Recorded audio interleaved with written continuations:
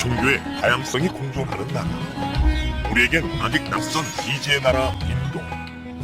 우리는 인도에 대해 얼마나 알고 있는가? 13억 인구를 기반으로 차세대 신흥 강국으로 급부상 중인 인도는 세계인의 관심을 한몸에 받는 세계의 중심지가 돼가고 있다. 인도인들이 중요시하는 것은 무엇인가?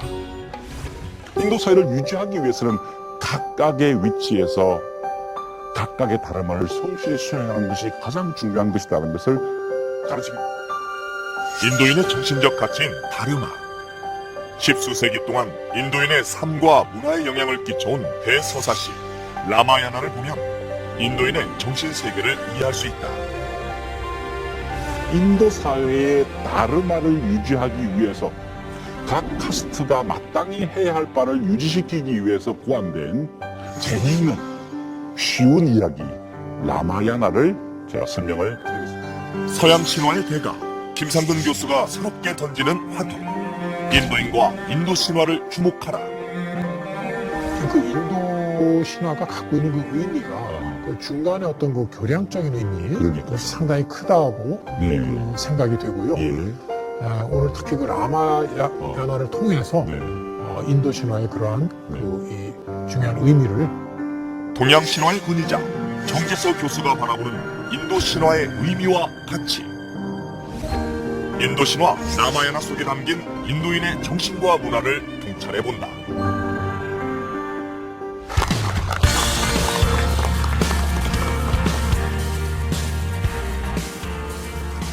반갑습니다. 연세대학교에 있는 김상근입니다. 흔히들 이렇게 이야기합니다. 서구의 정신은 헤브라이즘과 그리스 로마 사상이었다. 이렇게 설명합니다. 많이들 들어보신 이야기죠. 그렇다면 동양은 어떨까요? 아시아는 어떻게 우리가 이해합니까? 중국 문명, 중국의 유교와 도교, 그리고 인도에서 나타났던 그 종교 현상, 문화 현상으로 양분할 수 있다고 합니다. 우리는 동아시아에 속해 있기 때문에 중국 문명에 많이 노출되어 있습니다만은 동남아시아로 가시면은 인도의 사상과 문화의 영향을 현격한 그 인도의 영향을 발견할 수 있죠. 인도는요, 2022년부터 중국의 인구수를 넘어설 것이라 많은 인구학자들이 그렇게 설명하고 있습니다. 지금 우리 명동에서 중국 분들을 많이 볼 수 있는데요. 이제 한 6, 7년쯤 지나면은 인도 분들을 많이 볼 수 있지 않을까 그렇게 생각합니다. 그런데 사실 우리는 인도에 대해서 굉장히 제한적인 정보를 가지고 있죠. 미지의 나라입니다. 인도 다녀오신 분들 이야기 들어보면은 마치 어떤 신비의 나라를 다녀온 것 같은 그런 말씀을 많이 하시죠. 인도에도 신화가 있었습니다. 건국신화, 창세신화, 홍수신화 여러 가지 신화가 있었는데 우리는 그것에 대해서 잘 알지 못합니다. 오늘은 그 인도인들이 어떤 신화 체계를 가지고 있었는지에 대해서 한번 생각해보는 시간이 되겠습니다. 13억 인도 인구의 건국신화는 어떤 내용일까요? 최초의 인간이 있었습니다. 그 인간의 이름은 마누였습니다. 성경의 아담과 같은 그런 인물이겠죠. 이 마누가요, 우연히 시냇가에서 손을 씻다가 그 손 위에 고기 한 마리가 들어왔습니다. 너무나 이쁘게 생겼어요. 그래서 이 물고기를 데려다가 어항에 넣고 키웠습니다. 그런데 이 이쁜 물고기가 점점 자라는 겁니다. 그래서 우물가에 넣어서 키웠어요. 그런데 곧 우물도 좁습니다. 시냇가에 키우다가 강에다가 키우다가 결국 바다에 풀어놓게 되죠. 자신을 잘 보호해줬던 마누에게 이 물고기가 이런 말을 합니다. 곧 비가 내릴 것이다. 엄청난 홍수가 이 세상을 쓸어버리게 될 것이다 라고 이야기를 합니다. 그러면 어떻게 할까 물었더니 그 물고기가 이렇게 말합니다. 방주를 지어라. 그리고 그 방주를 타고 이 홍수를 피하도록 하라 라고 이야기를 합니다. 그래서 결국 이 마누와 그의 가족들이 방주를 타고 그 거대한 홍수를 피하게 된다는 이야기가 만우 신화에 나와 있는 홍수 이야기입니다. 여러분들은 제 말씀을 들으시면서 그렇게 생각하셨을 겁니다. 어디서 많이 들어본 이야기인데? 길가메시 스사시에 나오는 대홍수 이야기, 그리고 구약 성경에 나오는, 창세기에 나오는 그 노아의 방주 이야기와 굉장히 흡사하다는 생각을 하시게 될 것입니다. 심지어 이 큰 홍수 이야기는요, 그리스 로마에게도 나타나고 있습니다. 지금 보시는 사진은요, 파르나소스산입니다. 그 파르나소스산에 거대한 홍수가 났을 때 그 홍수를 피했던 사람들이 이제 그 산 정상에서 그 홍수를 모면한다는 그런 이야기가 전해집니다.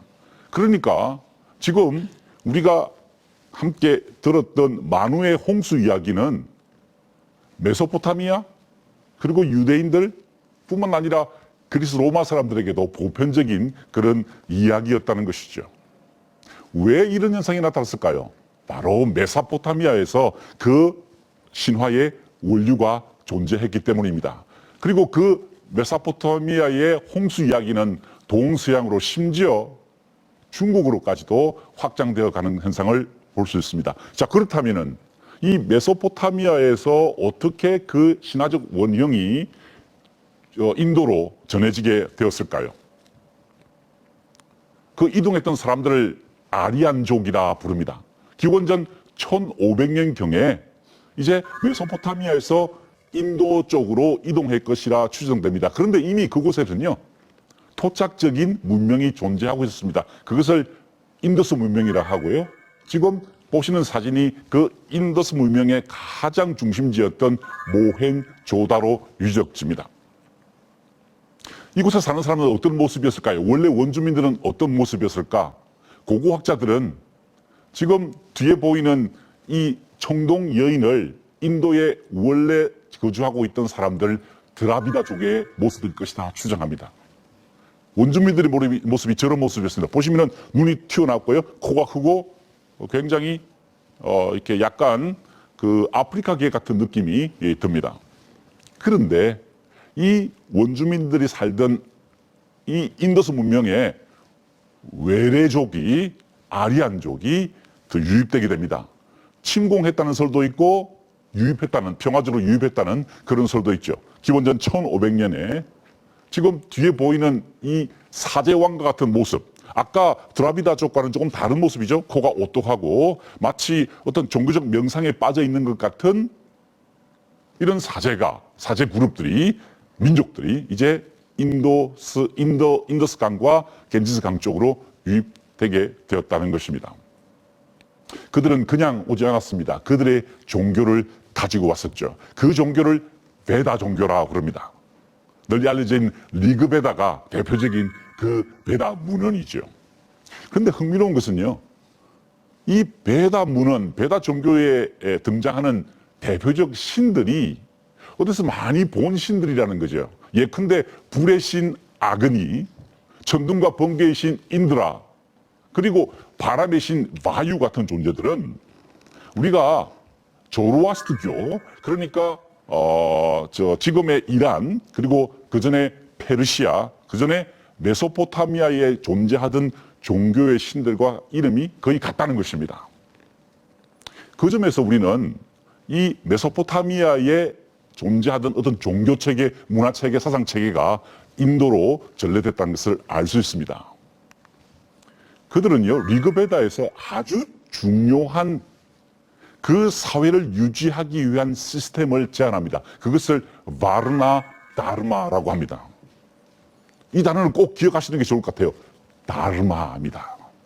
흔히 의무로 번역되는데 저는 그것을 인간이라면, 인도 사회에 사는 인간이라면 반드시 해야 할 것으로 해석을 합니다.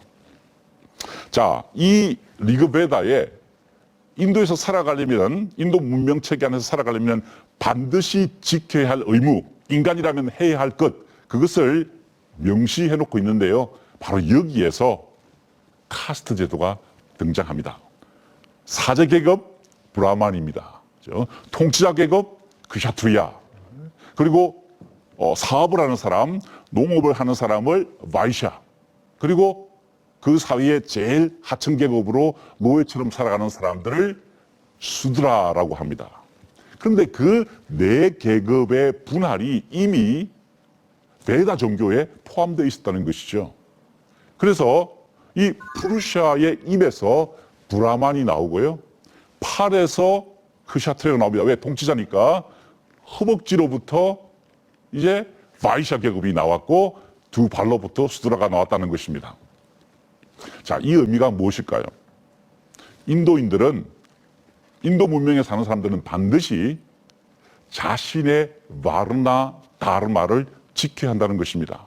브라만은 브라만답게, 크샤트리아는 크샤트리아답게, 바이샤는 바이샤답게, 그리고 수드라는 수드라답게 살아야 한다는 것이죠. 이러한 사회 시스템을 법적으로 규정해서 각 카스트들이, 각 계급들이 마땅히 해야 할 다름할 명시한 책도 있습니다. 그것을 만우법전이라고 하죠. 그런데 법전이라는 게 인도나 한국이나 마찬가지입니다. 어렵습니다. 그래서 쉽게 설명한 책이 나왔습니다. 그 책을 우리는 라마야나라고 합니다. 서양의 일리아스모, 오디세이아에 비견되는 인도의 대서사시 라마야나. 코살라국의 왕자인 라마의 무용담을 다룬 이야기로 정절의 화신이라 할 왕자비 시타의 기구한 순환, 동생 바라타의 지극한 효성, 원숭이왕 하누만의 활약, 악기 라바나의 포악 등 다양한 인물들의 이야기를 엮었다. 온갖 역경 속에서도 인물들이 각자의 도덕적 의무와 정의를 지키려는 모습을 통해 인도의 정신적 근간인 다르마를 강조하고 있다. 제가 오늘 여러분들께 그 인도 사회의 다르마를 유지하기 위해서 각 카스트가 마땅히 해야 할 바를 유지시키기 위해서 고안된 재미있는 쉬운 이야기 라마야나를 제가 설명을 드리겠습니다. 이 책은요, 거의 서양이나 중국과 비슷한 형성 과정을 거쳤습니다. 사람들의 입에서 회자되어 내려오다가 어떤 사람이 그것을 정리하게 되는데 기원 후 1세기경에 발미키라는 분이 이것을 한 개의 단일한 책으로 정리하게 되죠. 그래서 발미키의 그 편집이 가장 중요한 판본으로 이해되고 있습니다. 라마야나는 어떤 뜻일까요? 바로 라마의 여정이라는 뜻입니다. 라마가 여행을 떠나는 이야기입니다. 그 배경이 되는 곳이 바로 아요디아라는 곳입니다. 인도 북동쪽에 있는 오래된 고도입니다. 이곳은요, 그 최초의 인간이었던 마누의 후손, 그리고 왕이 되었던 다사라타라는 왕이 통치하는 곳이었습니다. 이곳에서 라마가 탄생하게 됐죠. 왕자로 탄생한 것입니다. 그런데 이야기는 이렇게 전개됩니다. 한 고행성자 비슈바미트라는 분이 찾아와서 두 왕자를 데려가겠다고 그럽니다. 지금 악기와 싸워야 하는데 두 형제를 데려가서, 두 왕자를 데려가서 이제 함께 싸우면서 훈련을 시키겠다고 하는 것이죠. 그의 동생의 이름은 락슈마나였습니다. 라마와 락슈마나 왕자는 이제 고행성자와 함께 왕궁을 떠나서 이제 시련의 길, 고난의 길로 들어서야 했습니다. 그러자 왕이 주저합니다. 사랑하는 두 아들을 악귀들과 싸우도록 그렇게 내보내야 되는 사실이 너무나 불안했기 때문에 주저합니다. 그때 궁정의 신하 브라만이 이렇게 말합니다. 왕이시여, 고행자를 돕는 것은 크샤트리아의 다르마입니다 라고 이야기합니다. 자, 브라만은요 사제 계급입니다. 크샤트리아는 통치자 계급이죠. 그러니까 지금 그 왕은 크샤트리아입니다. 크샤트리아의 할 의무가 무엇이냐, 통치하는 것뿐만 아니라 브라만을 도와야 한다는 겁니다. 고행성자를 돕는 것이 크샤트리아의 의무입니다 라고 설득을 합니다. 그래서 결국 이제 두 형제는 숲속으로 가서 이제 고행성자와 함께 온갖 시련을 겪으며 이제 훈련을 받게 된다는 이야기가 이어지죠. 물론 아주 흥미로운 이야기가 서사시기다 보니까 재밌는 이야기가 함께 포함되어야 되겠죠.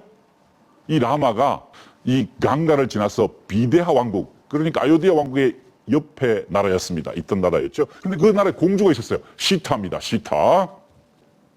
이 시타의 이 남편간을 찾기 위해서 고래로부터 전해들어오던 그 시바의 화살이 있습니다. 엄청나게 튼튼한 화살이라서 어떤 사람도 그 화살에 시위를 걸지를 못합니다.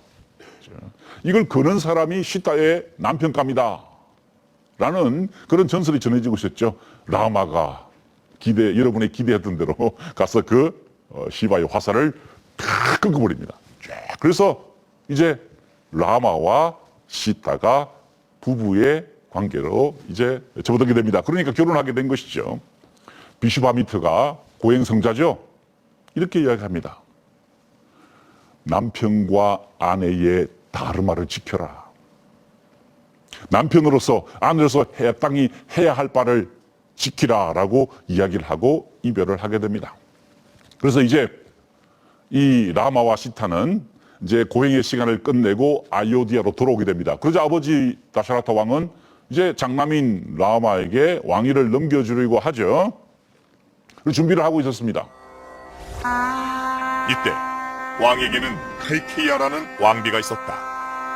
왕비의 하인은 라마가 왕이 되면 카이케이 왕비의 친아들 바라타가 위험해질 것이라고 이간질한다. 하인의 구임에 넘어간 카이케이 왕비는 지난날 왕의 목숨을 구한 대가로 라마의 추방을 요구하고 다샤라타 왕은 어쩔 수 없이 아들 라마를 저주받은 단티카의 숲으로 추방하기로 결정한다. 아버지에 대한 아들의 다르마라고 생각하고 순순히 이를 받아들이는 라마. 라마는 슬픔에 빠진 친모를 진정시키고 숲으로 가기로 결심한다. 그래서 결국 이제 이 아들은 라마는 왕궁을 떠나게 됩니다. 그때 시타가 이렇게 말하죠. 라마여, 나는 당신과 혼인을 했습니다. 나는 당신의 아내입니다. 그래서 그것이 저주받던 숲이라 할지라도 나는 당신을 따라가겠습니다. 아내의 다르마를 다한 것입니다. 동생은 어땠을까요? 동생은 이렇게 말합니다. 락슈마나는 왕궁을 떠나는 자기 형 라마에게, 형님, 도대체 이게 어떻게 된 겁니까? 왜 다르마를 실천하지 않으십니까? 형님이 장남이고 형님이 왕위를 이어받으셔야 되는데 왜 바라타에게 왕위를 넘기십니까? 왜 왕위를 남에게 빼앗기십니까? 라고 항의합니다. 그러자 라마는, 동생, 아버지의 결정이었다. 우리 그거 따르자라고 설득을 하죠. 그래서 이제 결국 이 락슈마나와 라마 그리고 이 시타는 평안한 왕궁을 떠나서 이제 숲으로 들어가게 됩니다. 여러분, 이 이야기는 굉장히 많이 들어보았던 이야기 아닌가요? 우리 스가모니 부처님께서 왕궁에 사시다가 이제 숲으로 들어가서 고행하는 이야기와 흡사한 구조를 가지고 있죠. 이 세 사람은 이제 배를 타고 강가를 지나게 됩니다. 겐지스 강을 지나게 되었죠. 그러면서 그 강의 신에게 기도합니다. 혹여 내가 잘못한 것이 있다면 그 죄를 사해달라고 기도하게 되죠. 라마와 그의 가족들이 강가를 지나면서 기도했던 그 행위는요, 바로 이곳에서 일어났습니다. 프라약이라고 그러는데요. 이 겐지스 강과 야무나 강이 만나는 지점이 있습니다. 그 지역을 상담 혹은 프라약이라고 하는데, 그곳에서 라마가 자신의 죄를 속죄하는 기도를 올렸거든요. 그래서 지금 인도에서는 그 프라약 축제가 6년마다 한 번씩 열리는데, 올해가 바로 그 프라약 축제가 열리는 해입니다. 인도 사람들은 저 강을 건너면서 라마가 자신의 죄를 기도했던, 회개했던, 속죄했던 그 의식을 따라하게 되는 것이죠. 그래서 이 라마 가족들은 숲에서 유배 생활을 오랫동안 하게 되었습니다. 자, 한편 아요디아 왕국에서는 어떤 일이 벌어졌을까요? 라마의 아버지 다샤라타 왕은 장남을 잃고 또 차남과 그의 며느리까지 잃고 슬픔에 빠졌습니다. 그래서 결국 그 충격 때문에 임종을 하게 되죠. 바라타, 네가 다음 왕이다라는 그 사실을 자기 어머니부터 듣게 됩니다. 이 바라타는 너무나 놀라서 어머니에게 항의를 합니다. 왜 어머니는 어머니의 다르마, 아내로서 지켜야 할 그 다르마를 지키지 않으셨습니까? 하고 숲으로 갑니다. 라마를 찾아갑니다. 찾아가서 이복형인 라마에게 간청합니다. 왕위에 다시 오르라고. 그러자 이 라마는 동생에게 이렇게 말합니다. 왕의 다르마를 지켜라. 대신 내가 14년 후에 돌아가서 너의 왕위를 잇겠다라고 약속을 합니다. 그러자 바라타는 이렇게 간청하죠. 형님, 신발을 저한테 주십시오. 형님 신고 있는 신발을 주십시오. 그랬더니 왜 그러냐? 이거 하여튼 주십시오. 그래서 그 바라타는 형의 신발을 얻었어요. 그것을 머리에 이고 아유대까지 갑니다. 그리고 자신이 통치하는 기간 내내 왕자의 그 밑에다가 형님의 신발을 놓아두는 거죠. 그리고 그 왕자에는 절대로 앉지 않았다는 것입니다. 무엇이죠? 동생의 다르마를 다 한 것입니다. 동생 바라타를 돌려보낸 후 괴물과 악귀를 물리치며 모험을 계속하던 라마 왕자 일행. 어느 날 라마 앞에 카마발리라는 아름다운 여성이 나타난다. 카마발리는 마왕 라바나의 여동생으로 라마를 유혹하려 했으나 라마는 아내 시타에 대한 다르마를 지켜 카마발리의 유혹에 넘어가지 않았다. 이에 카마발리의 오빠인 마왕 라바나는 시타를 납치해 랑카의 성에 가둬버리게 된다. 바로 그때 제3의 인물이 등장합니다.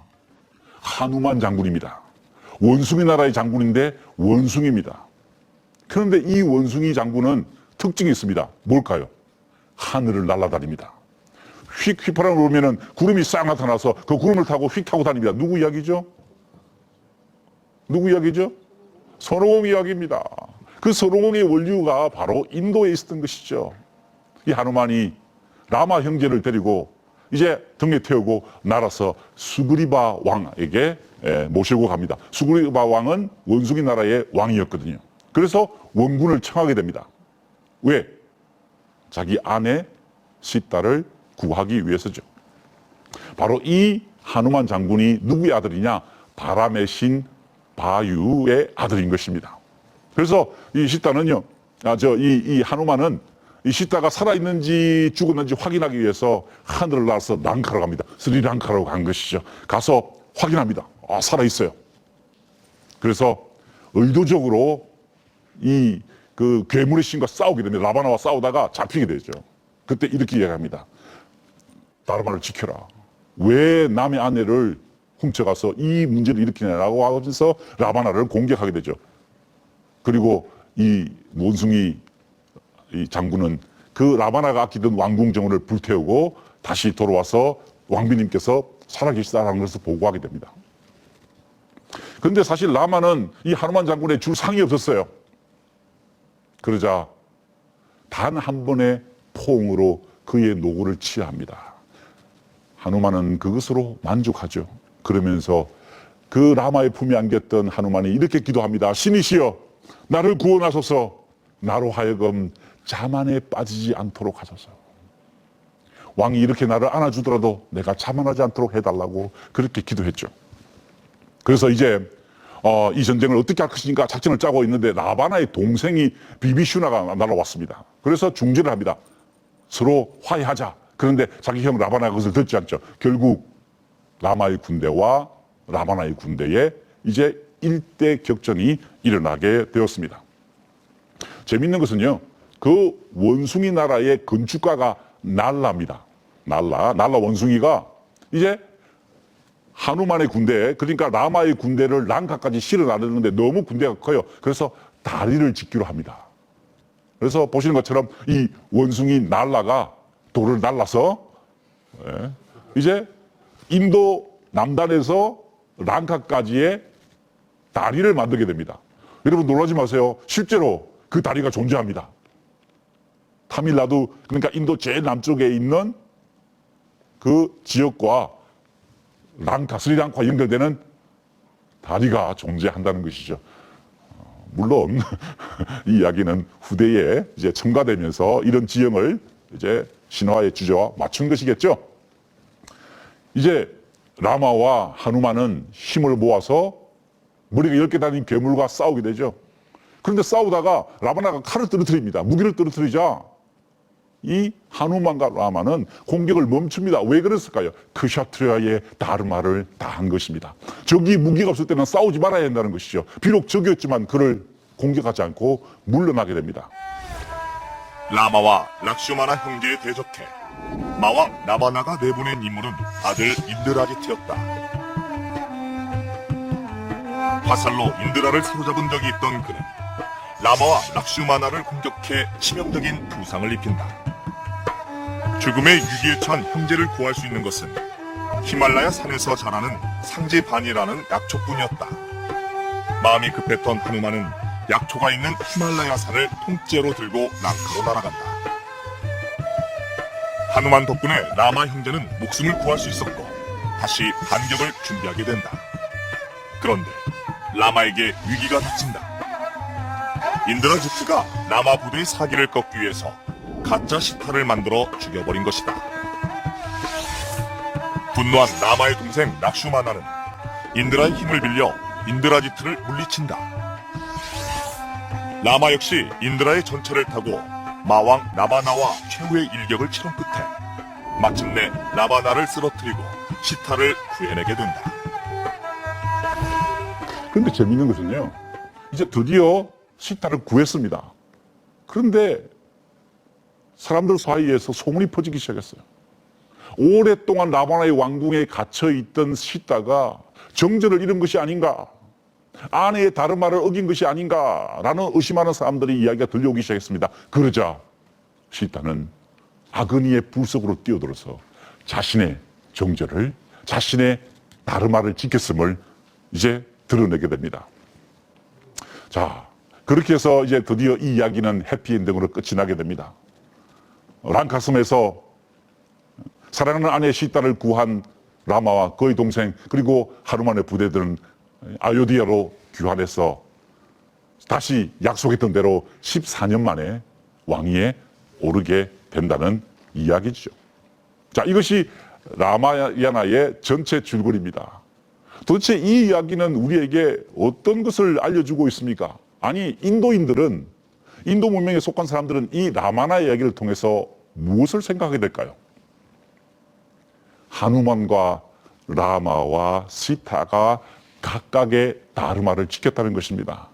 하누만은 장군으로서 자만심에 빠지지 않고 자신의 업무를 성실히 수행하는 역할을 감당했고, 라마는 왕으로서 그리고 남편으로서 자신의 의무를 다했습니다. 시타는 아내의 다르마를 아그니 불속으로 뛰어들면서 증명함으로써 인도 사회에서 가장 중요한 것은 다르마를 지키는 것이다.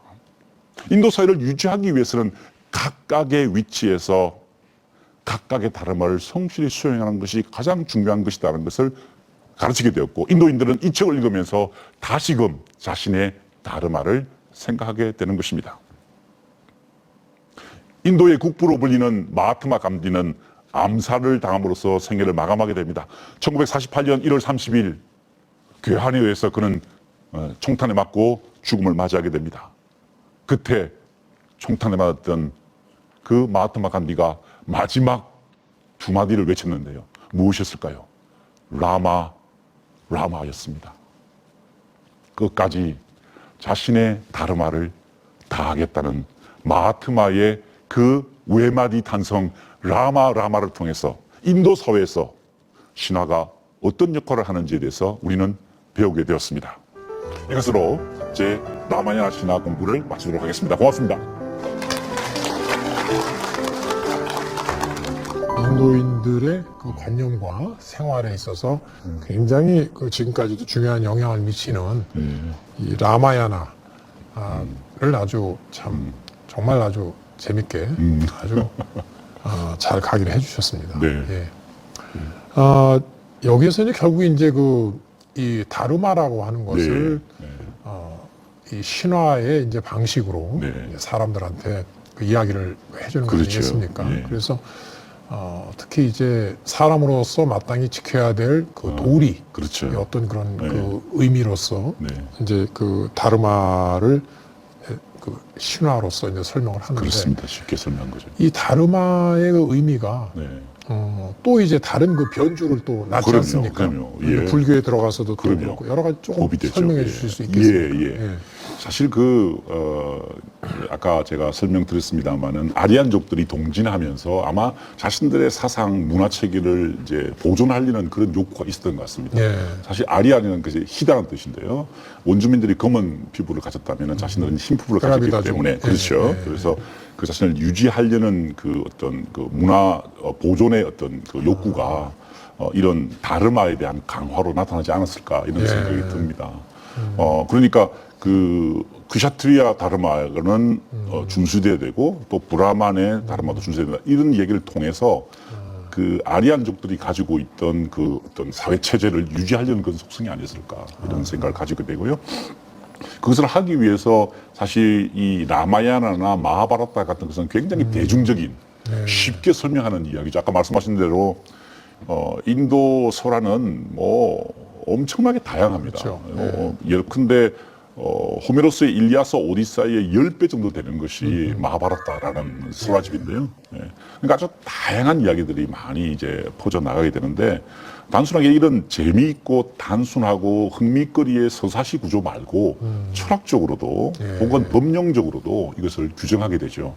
예컨대 아까 제가 말씀드렸던 만우법전 같은 것이 아주 만우법전. 대표적인 그 어떤 일종의 영어로 말하면 코디파이 시킨다는 범죄화 시킨다는 거죠. 그래서 보시면은 그 만우법전은 이 각 카스트가 지켜야 할 그 다르마에 대해서 아주 명시적으로 설명하고 있습니다.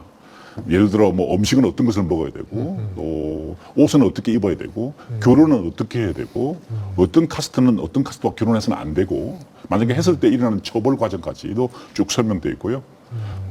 흥미로운 것은 그 샤트리아 계급에 대한 해석이 아주 정확하게 나와 있습니다. 왕족, 그 왕족들이요. 지배계층. 예. 왕족들이 어떻게 나라를 통치하는가에 대해서 우리나라도 이제 곧 대선 국면으로 접어들 텐데 우리나라 그 잠룡들이 그 만우법전을 좀 읽었으면 좋겠어요. 제가 아주 흥미롭게 본 것은 이런 겁니다. 왕이 통치를 할 때, 그 샤트리아가 통치를 할 때 백성들이 찾아오면 절대로 화를 내지 말라는 거예요. 아주 인자한 얼굴로 미소를 띠고 그들을 기분 좋게 하고 떠나가게 하라는 겁니다. 그 다음에 자기 신하들을 데려다가 심사숙고하되 진지하게 논의하되 절대로 일반 백성들이 그 이야기를 듣지 못하도록 해라. 그리고 심지어 숲속에 가서 이야기를 하라 정도까지 이런 얘기가 나오고요. 그래서 이제 그 샤트리아가 어떤 식으로 그 행동하고 통치해야 되는가에서 자세한 설명이 있죠. 여기서 그치지 않습니다. 이제 그 다음 단계가 철학화의 단계가 일어나죠. 철학화. 이것을 아주 철학적으로 의미를 이제 재해석하는 현상이 바로 그 우파니샤드라고 하는 뭐 우리가 흔히 많이 들어봤던 그 우파니샤드. 우파니샤드는 스승의 다리 가까이 앉는다라는 뜻이거든요. 그 가까이 가서 그 다르마의 신비에 대해서 이제 철학적으로 이제 배우게 되는 과정이랍니다. 그래서 우리는 그 우파니샤드를 베단타라고 그러죠. 다 그 베다의 끝이다라는 뜻입니다. 가장 그 법제화되고 제식화되어 있던 다르마의 법칙을 철학화시키는 겁니다. 그래서 그 다르마의 본질은 어디에 있는가에 대해서 너 자신의 본성에 숨어 있는 그 아주 근본적인 그 원형을 찾아라. 그걸 이제 아트만이라고 하는데요.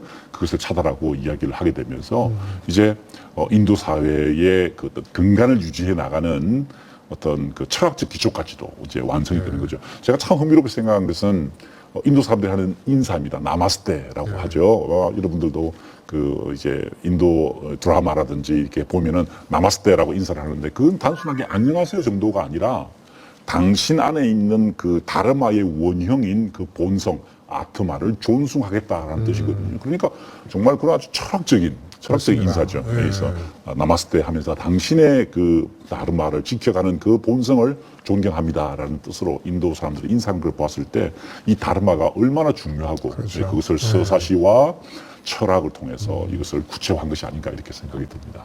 저는 이제 신화가 물론 이제 뭐 굉장히 우리 인류의 어떤 그 원형적인 측면 그것을 이제 많이 보여주고 우리로 하여금 그것을 또 일깨워주는 그런 면이 있지만 어떤 그 집단주의라든가 또는 이 맞습니다. 제도하고 이것이 또 결합할 그렇습니다. 적에는 예.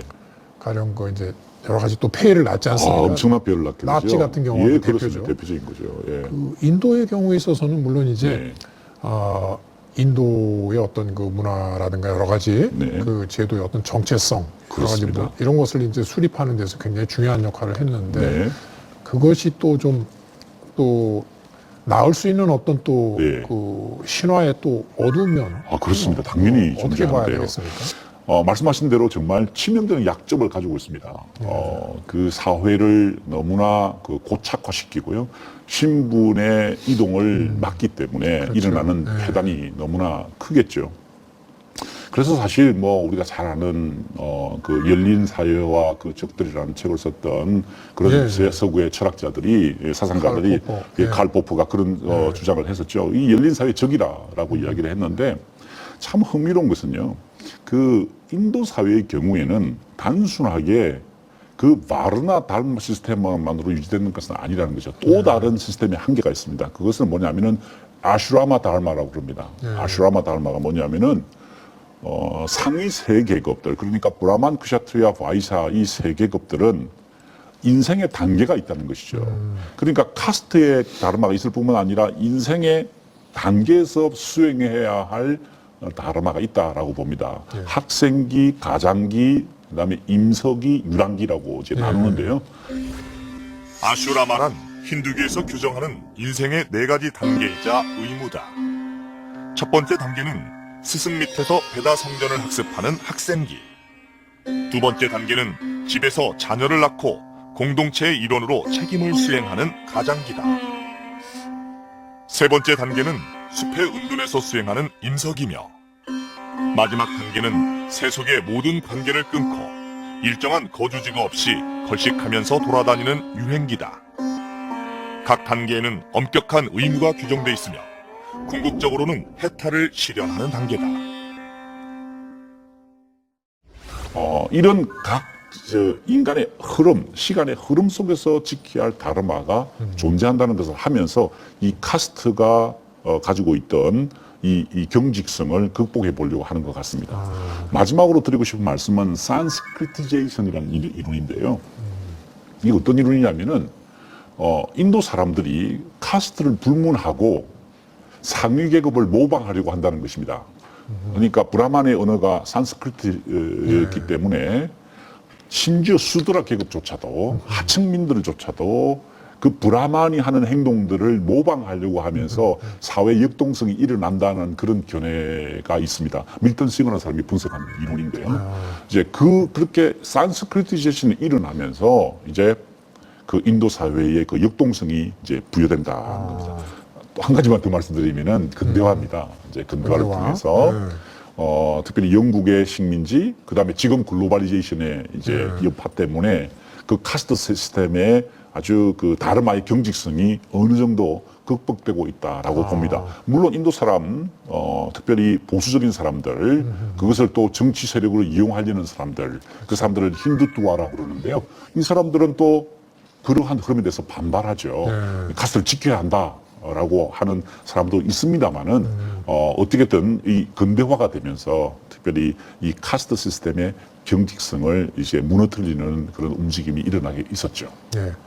또 한 가지 흥미로운 것은 이 라마야나 예. 이 신화를 보면서 이 세계 그 여러 그 신화의 어떤 그 보편적인 것들이 있죠. 그렇습니다. 예. 특히 이제 그런 것들이 많이 드러나는데 네. 특히 이제 아까 말씀하신 그 홍수 신화. 홍수 신화. 네. 네. 그래서 이 중국 신화에서도 이제 그 홍수 신화 유명한 홍수 신화가 그러니까요. 있죠. 예. 특히 이제 홍수는 대개 이제 인류가 한 번 이제 다 죽지 않습니까? 그러니까, 그러면 예. 이제 그 중에서 극소수만 살아남아서 어허. 다시 이제 인류가 재탄생하는 네. 이제 그런 이 신화인데 중국 신화에서 보면 그 복희 여화 신화라고 그렇죠. 해서 예. 두 남매가 어허. 홍수가 나가지고 두 남매가 살아남죠. 네. 이제 뭐 가족이 살아남거나 뭐 만우 혼자 살아남거나 그렇죠. 되게 비슷하죠. 네, 극소수가 비슷하죠. 살아남는데 중국 신화에서는 그 방주가 아니고 어허. 박을 박을 박을 이 어허. 파가지고 예. 그 박 속에 들어가서 어허. 둥둥 떠다녀가지고 이제 두 남매만 살아남아요. 어허. 근데 박이 예. 말하자면 이제 방주의 방주 그 역할을 하는 개념을 거죠. 하는 거죠. 네. 자, 그래서 이제 둘이 나중에 이제 이 세상을 다시 창조하는 건데, 이 박이 네. 원래 그 원산이 중국이 아닙니다. 어허. 이게 바로 서남아시아 쪽에서 들어온 거거든요. 그렇죠. 예, 원래 예. 기원이 예. 저쪽 그 서남아시아 쪽에 들어온 것으로 볼 적에 메소포타미아 그 영역 아닙니까? 그렇죠. 그렇죠. 예. 그래서 이 참 흥미롭네요. 말하자면 그 모티프, 예. 홍수 신화의 그러한 그 노아의 방주 그런 모티프들이 네. 아마 그 메소포타미아 지역에서 예. 전파되지 않았는가. 그러니까요. 그런 그 네. 생각을 하게 되고요. 그렇군요. 그 다음에 또 흥미로운 것은 여기에서 그 아요디아 그 왕국이 나오지 왕국, 않습니까? 예, 예. 아요디아 왕국. 근데 우리 그 삼국유사에 보면 네. 가락국기를 그렇습니다. 예. 예, 보면 그 거기서 공주가. 아유타국의 그 공주 허황욱이 예. 말하자면 와서 와서. 김수롱하고 이제 결혼하지 네. 않습니까? 그러니까요. 자, 이런 그 말하자면 야, 그러면 그 우리가 모티브를 남아의 보면 후손이 되네요. 그렇게 되는 거죠. 예, 그래서 실제로 이제 그것을 네. 어떤 그 학자분이 추적을 한 경우도 예, 있습니다. 저도 예, 봤던 그 예, 기억납니다. 상당히 흥미롭죠. 흥미롭죠. 예, 예. 그래서 우리가 그 생각한 것 이상으로 네. 고대에는 네. 상당한 그 교류가 있었다 하는 그렇습니다. 것을 예. 이런 그 이 신화를 통해서도 볼 수가 있고요. 그러니까요. 예. 예, 근데 신라 시대에 고승했던 해초, 네, 예, 해초. 예. 왕호 천추국전의 기록을 예. 통해서 확인해 본 결과 인도까지 가서 그러면요. 예, 이제 예. 저 부처님의 그 유적지를 돌아보고 했던 예. 뭐 거기 있는 대학을 발견하고 이런 모습들이 나오는데 그 점에서 보면은 참 그 고대인들 그리고 우리보다 앞섰던 사람들이 훨씬 더 다른 사람 문명에 대해서 개방적으로 접근하고 그것을 교류하려는 어떤 그런 노력들이 있었다는 예, 생각이 들겠습니다. 그렇습니다. 예. 그 인도 신화는 이 그 인도라는 나라가 그 인도 대륙이 예. 물론 이제 뭐 이 동양권에 있다고 그러지만 네. 사실은 그렇죠. 보면 중간이죠. 그렇죠. 딱 중간이죠. 그렇습니다. 예. 예. 이 서양과 네. 이쪽 동아시아 쪽에 중간에 있습니다. 그렇습니다. 그래서 그 그 인도 신화가 갖고 있는 그 의미가 아하. 그 중간에 어떤 그 교량적인 의미 그러니까요. 상당히 크다고 네. 그 생각이 되고요. 예. 오늘 특히 그 라마야나를 통해서 네. 인도 신화의 그러한 그 이 중요한 의미를 확인할 수 있어서 굉장히 좀 유익한 시간이었습니다. 네. 감사합니다. 감사합니다.